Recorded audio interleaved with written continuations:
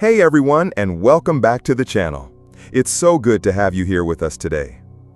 You know, we spend a lot of time talking about diet and exercise, which are incredibly important for healthy aging. But honestly, we often forget about something we do for about a third of our lives: sleep. And I don't just mean getting enough hours, I mean how we are actually positioning our bodies during those hours. Have you ever woken up with a completely numb arm, that scary pins and needles feeling that takes a minute to go away? Or maybe you get out of bed and your neck is so stiff you can barely turn your head. A lot of us just brush it off. We think, oh, I just slept on it funny. We shake it out and start our day. But what if those little signals are our body's way of telling us something more important? The truth is, the way you sleep can have a profound impact on your long-term brain health, specifically your risk for stroke. And this isn't about scaring you, it's about empowering you. Because this is one of the biggest risk factors that you have almost complete control over, starting tonight. So today, we're going to talk about the most common sleeping positions that could be silently creating problems. We'll break down the simple science behind why they are risky. And most importantly, we'll show you how to make small changes that can make a huge difference. Let's start with a position that many people find incredibly comfortable. I'm talking about stomach sleeping. Maybe you do this with your head turned to one side, maybe with one leg hiked up. It can feel cozy and even help with snoring sometimes. But let's be real, from a neurological and vascular standpoint, it's a bit of a problem. Think about it. Your head weighs about 10 to 11 pounds. That's like a bowling ball.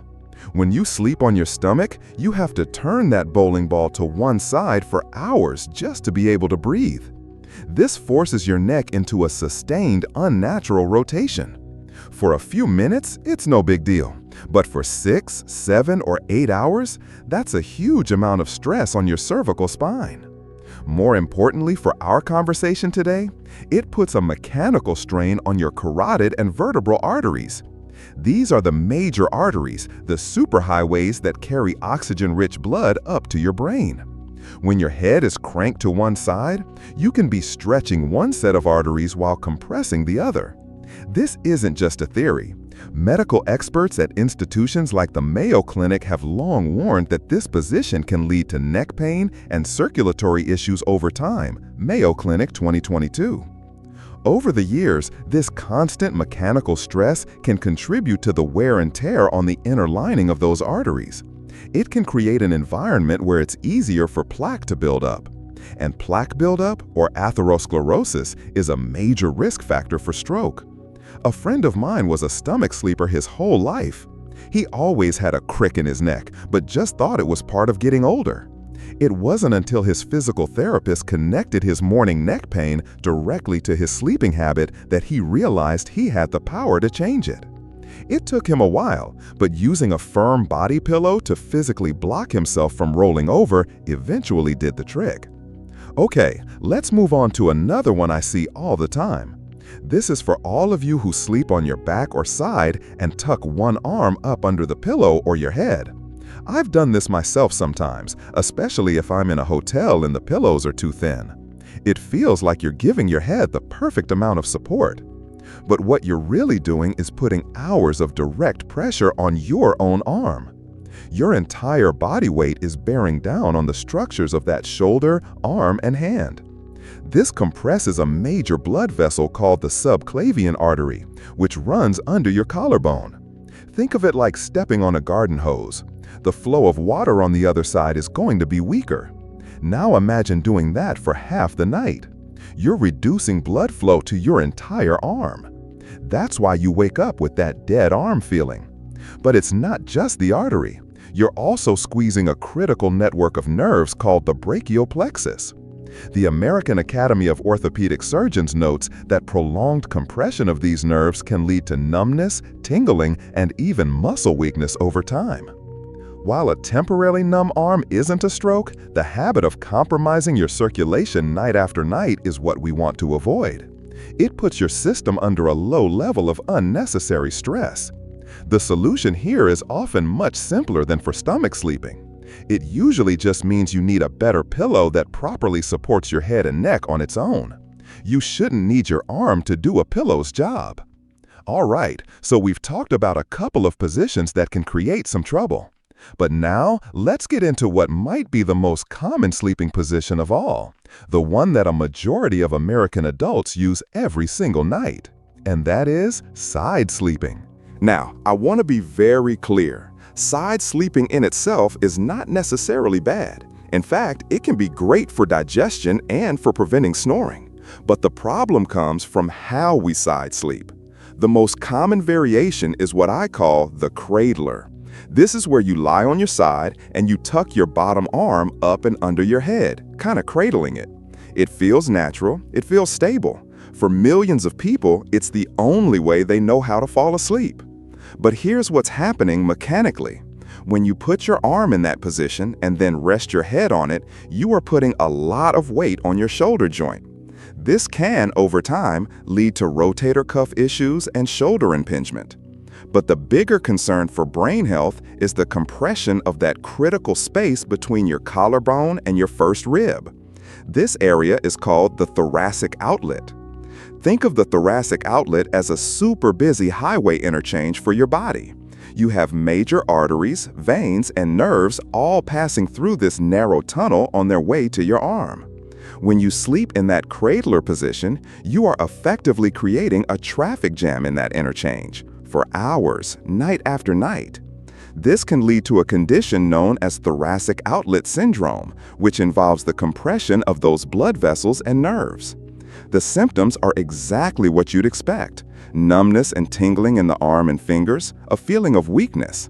And when you compress the blood vessels, you are affecting the overall circulatory flow in your upper body. It creates a kind of back pressure. It's a low-grade, chronic stress on your vascular system that your brain has to deal with all night long. The National Institute of Health has published extensive research showing how crucial healthy blood flow during sleep is for clearing out toxins from the brain. NIH 2022. Anything that gets in the way of that process is something we need to look at seriously. I've seen this with a neighbor of mine. She was a dedicated side sleeper, always with her left arm under her pillow. She started noticing that her left hand was feeling cold and tingly, not just at night, but during the day. It took a while, but her doctor finally connected it to the cumulative effect of her sleeping position over decades.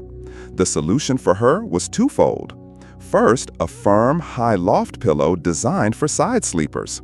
It was thick enough to fill the entire space between her ear and her shoulder, so her head was supported without needing her arm. Second, she started hugging a pillow in front of her, which satisfied that need to have her arms doing something. Okay, let's move to the next one, which can be even more dangerous. I call this one the twist. This is where your upper body is turned in one direction, but your lower body and hips are going in another.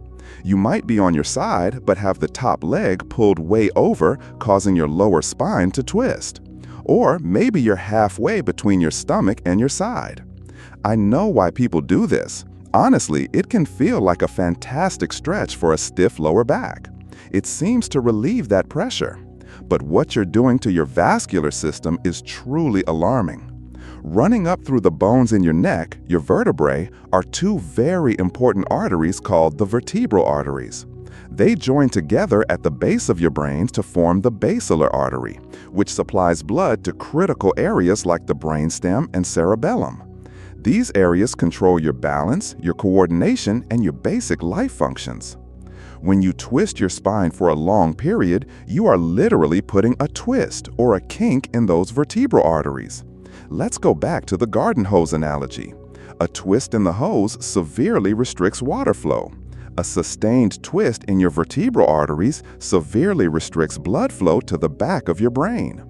The American Stroke Association has identified that strokes in this posterior circulation can sometimes have different symptoms, like severe dizziness, vertigo, or sudden vision problems, which people might not recognize as a stroke.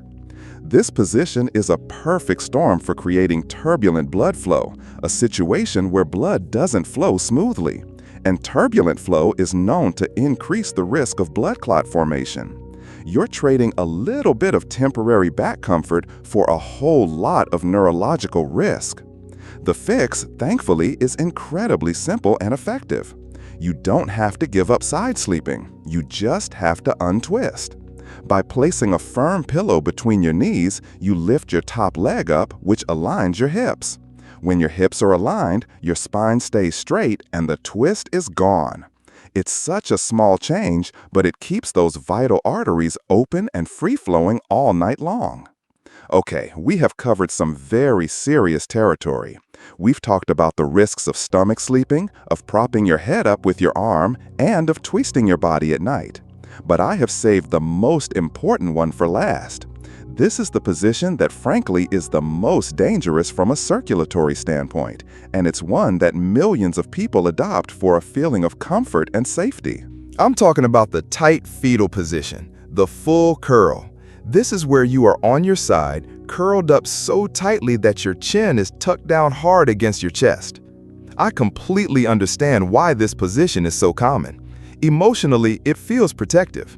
It can be a response to stress or anxiety, a way of making ourselves feel small and secure. But what it does to the anatomy and the blood flow in your neck is a recipe for disaster.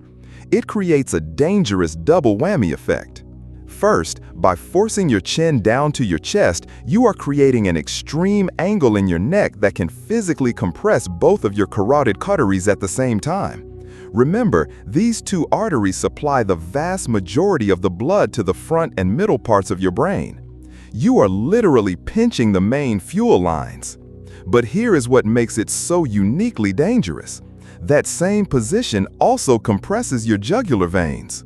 The jugular veins are the primary drainage system for blood leaving your brain. So, think about what is happening. You are kinking the hose for blood trying to get in, and you are simultaneously blocking the drain for blood trying to get out.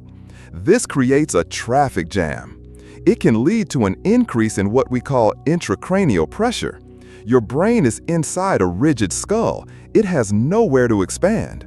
When pressure builds up inside because blood can't drain efficiently, it makes it even harder for fresh, oxygenated arterial blood to get in. Studies in medical journals on spinal health have repeatedly shown that extreme cervical flexion, that chin-to-chest posture, significantly impacts cerebral blood dynamics. Author, Year. You're putting your brain under enormous strain all night long. So, after all these warnings, you are probably asking the most important question: how in the world am I supposed to sleep safely? And I have great news. The optimal position for brain health and stroke prevention is not complicated. It's about working with your body's natural design, not against it. The position we should all be aiming for is what I call the cardiovascular neutral position. It involves lying on your back, but with a few very important modifications. First, your upper body should be slightly elevated, ideally between 15 and 30 degrees. You can achieve this with a foam wedge pillow, which is very affordable, or with an adjustable bed frame. This slight incline uses gravity to your advantage. It helps blood drain from your brain, reducing that intracranial pressure we just talked about. It also helps reduce acid reflux and snoring, which are both independent risk factors for stroke. Second, you need proper support for your neck. This is critical.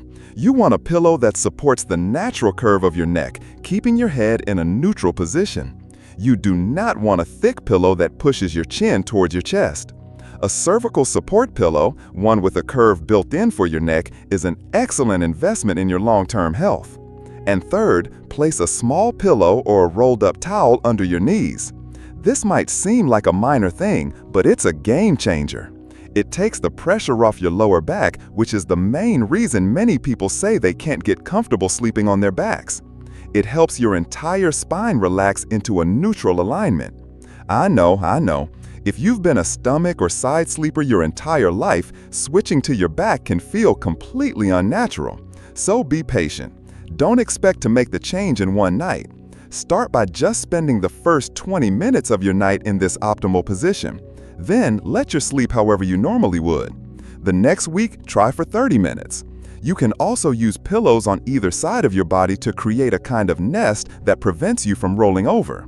Within a few weeks, your body will adapt. Remember, this knowledge isn't meant to create fear. It's meant to give you power. Every single night, you have an 8-hour window to either put your brain under stress or to give it the optimal environment to rest, repair, and thrive. You can actively lower one of your biggest health risks. The choice you make when you get into bed tonight could be the most important decision you make for your health all year. Now, I want to hear from you. Have you been experiencing any of the things we talked about today, like numbness or brain fog? What position do you usually sleep in? And after hearing this, are you thinking about making a change? Please share your story in the comments below. We read every single one. Thanks for watching.